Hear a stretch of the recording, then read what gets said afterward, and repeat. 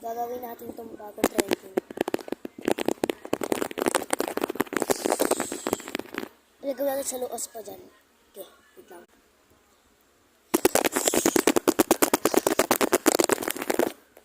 .1 mababa.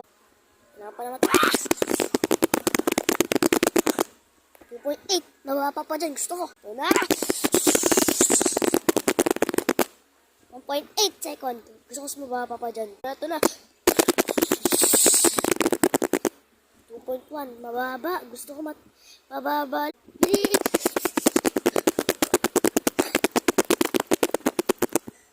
4.1 mas mababa pa dyan sa isa. Sabi sa inyo, wala daw ito mga kabit dito eh.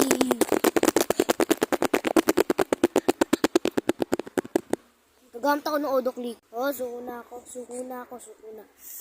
Tarrrr.